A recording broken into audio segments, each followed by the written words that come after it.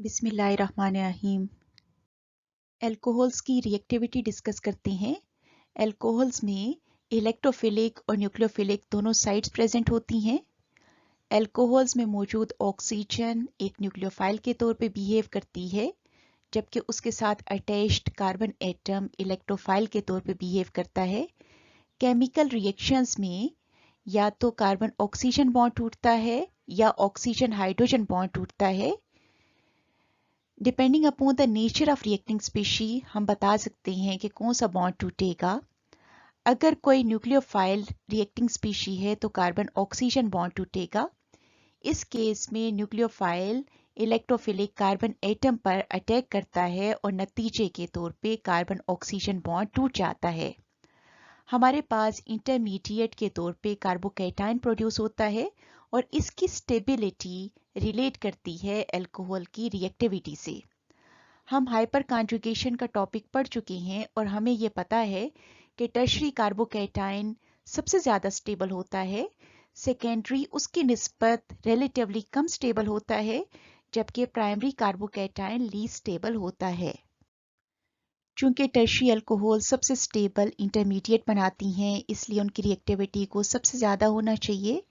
उसके बाद रिएक्टिविटी को होना चाहिए सेकेंडरी अल्कोहल की ज़्यादा और सबसे कम रिएक्टिविटी होनी चाहिए प्राइमरी अल्कोहल्स की, उस केस में जब कार्बन ऑक्सीजन बॉन्ड टूटता है। अगर हमारे पास रिएक्टिंग स्पीशी एक इलेक्ट्रोफाइल हो तो इस केस में ऑक्सीजन अटैक करेगी इलेक्ट्रोफाइल पर और ऑक्सीजन हाइड्रोजन बॉन्ड टूट जाएगा। इस केस में जो इंटरमीडिएट है that is an alkoxide ion, और जैसा कि हमने कार्बोकैटायन के केस में किया था, यहाँ पर हम एल्कोक्साइड आयन की स्टेबिलिटी से देखेंगे कि अल्कोहल्स की रिएक्टिविटी का क्या ट्रेंड है। कार्बोकैटायन के केस में स्टेबिलिटी इस बात पे डिपेंड करती थी कि पॉजिटिव चार्ज कितना डीलोकलाइज्ड है।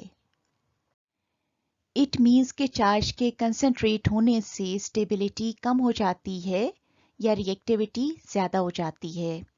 हम मेथॉक्साइड आयन को कंपेयर करते हैं। इस केस में कार्बन एक इलेक्ट्रोफाइल है, ऑक्सीजन एक न्यूक्लियोफाइल है। ये सबसे ज़्यादा स्टेबल है। जब हमारे पास प्राइमरी एल्कोक्साइड आयन में ही एक R ग्रुप आ जाता है तो इसके इलेक्ट्रॉन डोनेटिंग इफेक्ट की वजह से एक तो कार्बन की इलेक्ट्रोफिलिक नेचर कम हो जाती है क्योंकि इलेक्ट्रॉन्स इस पे आ जाएंगे। दूसरे ऑक्सीजन की न्यूक्लियोफिलिक नेचर ज़्यादा हो जाती है क्योंकि हर इलेक्ट्रोनेगेटिविटी की वजह से ऑक्सीजन कार्बन से इलेक्ट्रॉन ले लेगा। सेकेंडरी एल्कोक्साइड आयन में there are two electron donating groups which will further decrease the electrophilic nature of carbon and nucleophilic nature of oxygen. यही वजह है कि ये वाला एल्कोक्साइड आयन इसकी निस्बत ज़्यादा रिएक्टिव होगा।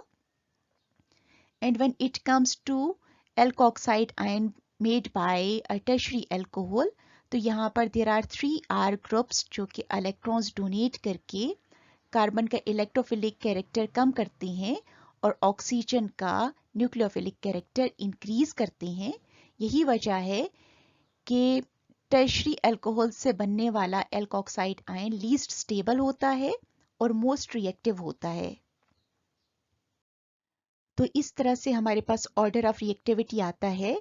Methanol is the most reactive, then comes primary alcohol, then secondary alcohols, and then tertiary alcohols in case when oxygen hydrogen bond breaks. अब हम reactions of alcohols को देखते हैं। alcohols के 3 तरह के reactions होते हैं। वो reactions जिनमें कार्बन ऑक्सीजन बॉन्ड टूटता है, वो reactions जिनमें ऑक्सीजन हाइड्रोजन बॉन्ड टूटता है, और alcohols की ऑक्सीडेशन। हम इन तमाम reactions को डिटेल में डिस्कस करेंगे। सबसे पहले हम डिस्कस करते हैं वो रिएक्शंस जिनमें कार्बन ऑक्सीजन बॉन्ड टूट जाता है। इनमें पहली एग्जांपल है अल्कोहल्स का रिएक्शन हाइड्रोजन हेलाइड्स के साथ, जिसके नतीजे में एल्काइल हेलाइड्स बनते हैं। ये रिएक्शन न्यूक्लियोफिलिक सब्स्टिट्यूशन रिएक्शंस की एक एग्जांपल है जिसमें अल्कोहल्स का हाइड्रोक्सिल ग्रुप रिप्लेस हो जाता है हाइड्रोजन हेलाइड्स के हेलोजन एटम के साथ और इसके नतीजे में एल्काइल हेलाइड्स बनते हैं। हाइड्रोजन हेलाइड्स की रिएक्टिविटी ऑर्डर में हम ये देखते हैं कि हाइड्रोजन आयोडाइड सबसे ज़्यादा रिएक्टिव है, जबकि हाइड्रोजन क्लोराइड लीस्ट रिएक्टिव है। जब इन रिएक्शंस में हाइड्रोजन क्लोराइड यूज होता है तो हमारे पास एक टेस्ट बनता है जिसे लुकस टेस्ट कहते हैं। लुकस टेस्ट यूज होता है प्राइमरी, सेकेंडरी और टर्शियरी अल्कोहल्स को डिस्टिंग्विश करने के लिए। इस टेस्ट को परफॉर्म करने के लिए हम अल्कोहल्स को कंसंट्रेटेड हाइड्रोक्लोरिक एसिड के साथ रिएक्ट करवाते हैं in the presence of anhydrous zinc chloride. Hydrochloric acid और जिंक क्लोराइड के इक्विमोलर मिक्सचर को लुकस रिएजेंट कहा जाता है। इस रिएक्शन में एल्काइल क्लोराइड्स बनते हैं जो पानी में लेस सॉल्युबल होते हैं, इसलिए एक ऑयली लेयर के बनने से हमें पता लगता है कि एल्काइल क्लोराइड्स बन चुके हैं। चूंकि प्राइमरी, सेकेंडरी और टर्शियरी अल्कोहल्स के रेट ऑफ रिएक्शन एक जैसे नहीं होते, इसलिए ऑयली लेयर बनाने के लिए ये अल्कोहल्स डिफरेंट टाइम्स लेंगी और टाइमिंग बताएगी कि हमारे पास अल्कोहल्स की नेचर क्या है। हमें ये पता है कि जब कार्बन ऑक्सीजन बॉन्ड टूटता है तो टर्शियरी अल्कोहल्स की रिएक्टिविटी सबसे ज़्यादा होती है, जबकि प्राइमरी अल्कोहल्स की रिएक्टिविटी सबसे कम होती है।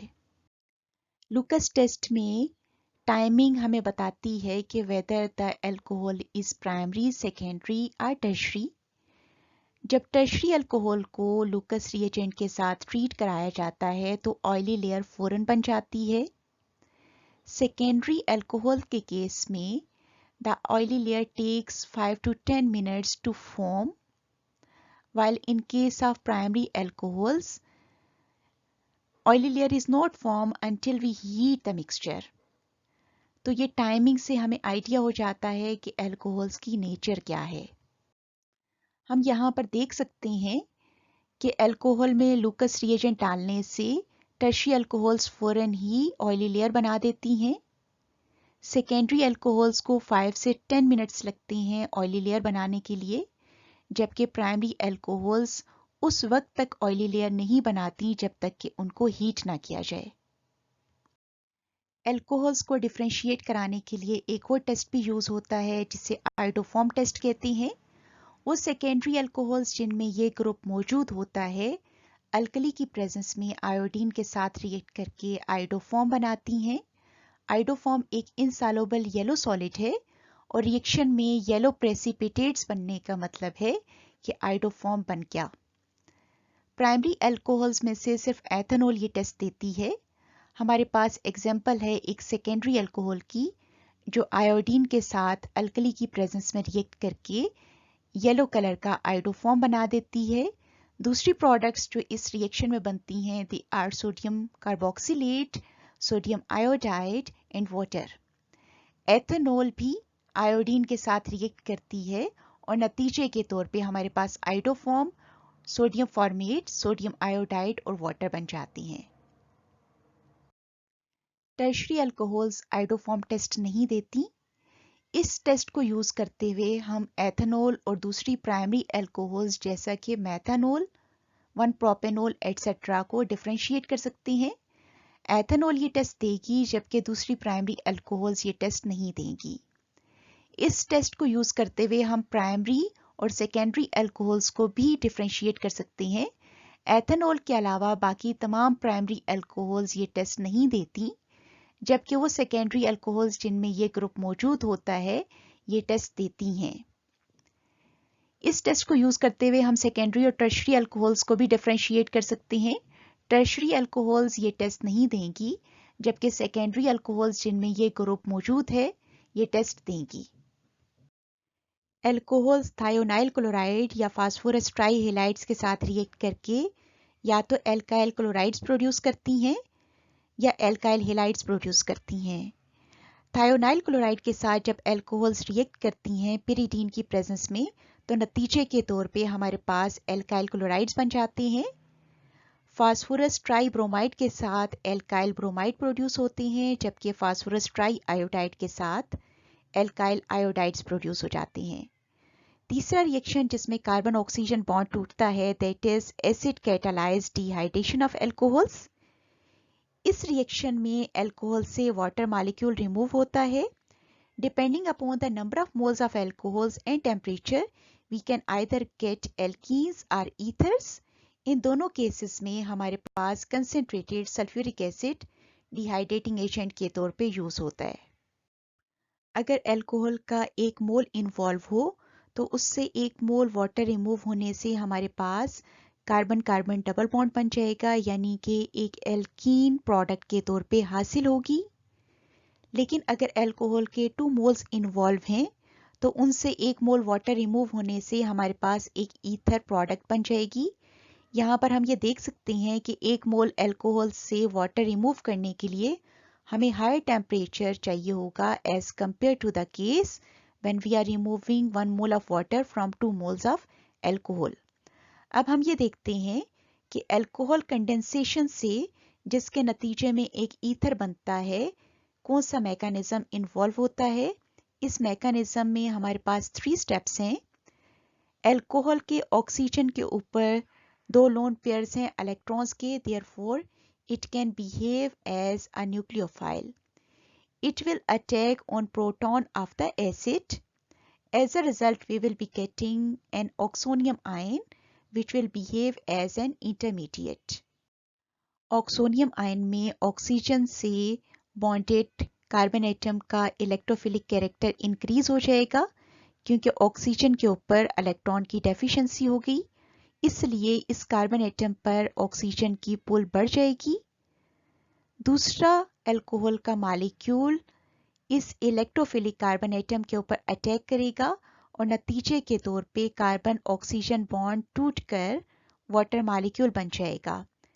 यहाँ पर हमारे पास एक और ऑक्सोनियम आयन प्रोड्यूस हो गया। अब वाटर मॉलिक्यूल क्या करेगा, ऑक्सोनियम आयन के हाइड्रोजन पर अटैक करेगा, ये वाला बॉन्ड टूट जाएगा and both the electrons will be taken by this oxygen atom and an ether will be produced as a product और एसिड यहाँ पर रीजेनरेट हो जाएगा जैसा कि बाकी कैटलिस्ट हो जाते हैं। हमारे पास उन रिएक्शंस की जिनमें ऑक्सीजन हाइड्रोजन बॉन्ड ब्रेक हो जाता है, एक ही एग्जांपल है जिसे हम कहते हैं एस्टेरिफिकेशन रिएक्शन। इस रिएक्शन में अल्कोहल्स कार्बोक्सिलिक एसिड्स के साथ रिएक्ट करती हैं in the presence of a mineral acid और नतीजे के तौर पे एस्टर्स बन जाते हैं। For example ethanol acetic acid के साथ रिएक्ट करती है in the presence of sulphuric acid. As a result we get ethyl acetate which is an ester. Esters carboxylic acid के डेरिवेटिव्स होते हैं। अल्कोहल्स का लास्ट रिएक्शन जो हम डिस्कस करेंगे that is oxidation of alcohols. Alcohols oxidising agents जैसा कि alkaline potassium permanganate या एसिडिफाइड पोटेशियम डाइक्रोमेट है, उनके साथ रिएक्ट करती हैं और depending upon the nature of alcohol we get different products. Primary और सेकेंडरी अल्कोहल्स ऑक्सीडेशन के नतीजे में कार्बोनाइल कंपाउंड्स या कार्बोक्सिलिक एसिड्स बना देती हैं, जबकि टर्शियरी अल्कोहल्स की ऑक्सीडेशन नहीं होती और सेम कंडीशंस में उनकी डिहाइड्रेशन होने से हमारे पास एल्कीन्स बन जाती हैं। हम प्राइमरी, सेकेंडरी और टर्शियरी अल्कोहल्स के रिएक्शंस को अलग-अलग डिस्कस करेंगे। प्राइमरी अल्कोहल्स ऑक्सीडाइज होकर इनिशियली एल्डिहाइड्स बनाती हैं और इनकी कंप्लीट ऑक्सीडेशन से हमारे पास कार्बोक्सिलिक एसिड्स बन जाते हैं। For example ethanol upon oxidation in the presence of some oxidizing agent initially produces acetaldehyde which on further oxidation produces acetic acid. Secondary alcohols की ऑक्सीडेशन के नतीजे में कीटोन्स प्रोड्यूस होते हैं।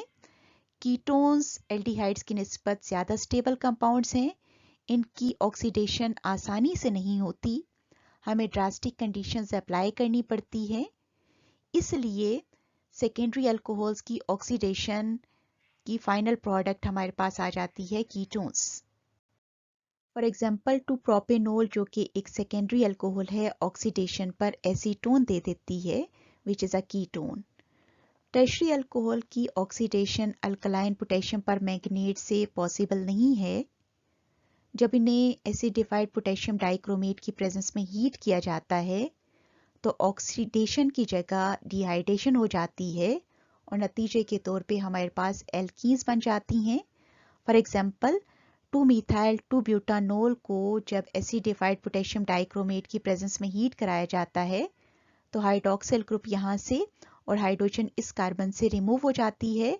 नतीजे के तौर पे कार्बन कार्बन डबल बॉन्ड बन जाता है and we get 2 methyl 2 butene as product. अब हम डिस्कस करते हैं ऑक्सीडेशन ऑफ 1,2 डायओल्स। वो एल्कोहल्स जिनमें 2 हाइड्रॉक्सिल ग्रुप्स प्रेजेंट हों डायओल्स कहलाती हैं। अगर हाइड्रॉक्सिल ग्रुप्स पहली और दूसरी पोजीशन पर प्रेजेंट हों तो नाम हो जाएगा 1,2 डायओल। अगर किसी डायओल में hydroxyl groups adjacent carbon atoms पर मौजूद हों तो उनका नाम हो जाएगा विस्नल डायओल्स। 1,2 डायओल्स या विस्नल डायओल्स पर आयोडिक एसिड के साथ रिएक्ट करती हैं और उसके नतीजे में कार्बोनाइल कंपाउंड्स प्रोड्यूस होते हैं। इस रिएक्शन में कार्बन कार्बन बॉन्ड टूट जाता है और रिप्लेस हो जाता है कार्बन ऑक्सीजन डबल बॉन्ड से। इस रिएक्शन को हम ग्लाइकोल क्लीवेज भी कहते हैं। इस रिएक्शन की एप्लीकेशन ये है कि सिर्फ विस्नल डायओल्स ये रिएक्शन देती हैं। वो डायओल्स जिनमें hydroxyl groups adjacent carbon atoms पर मौजूद नहीं होते ये रिएक्शन नहीं देती। हम इस रिएक्शन को यूज करके शुगर्स में जो कि पॉलीहाइड्रॉक्सी कंपाउंड्स होते हैं हाइड्रॉक्सिल ग्रुप्स की पोजीशन को मालूम कर सकते हैं।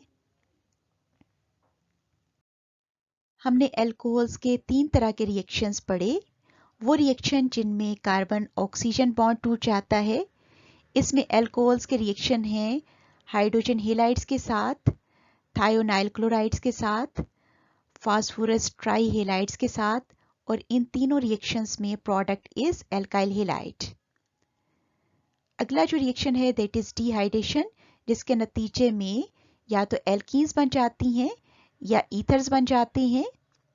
वो रिएक्शन जिनमें ऑक्सीजन हाइड्रोजन बॉन्ड टूटता है उसकी एग्जांपल है एस्टेरिफिकेशन रिएक्शन, जिसके नतीजे में एस्टर्स प्रोडक्ट के तौर पे हासिल होते हैं।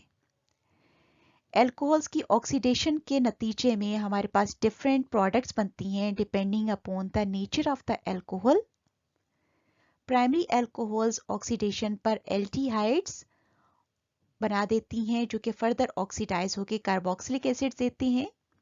सेकेंडरी अल्कोहल्स कीटोन्स बनाती हैं, जबकि टर्शियरी अल्कोहल्स की ऑक्सीडेशन नहीं होती बल्कि डिहाइड्रेशन से वो एल्कीन्स बना देती हैं। जब विस्नल डायओल्स की ऑक्सीडेशन होती है तो कार्बोनाइल कंपाउंड्स हासिल होते हैं एज प्रोडक्ट्स। आपकी किताब से कुछ क्वेश्चंस, इन्हें सॉल्व कीजिएगा। Good luck.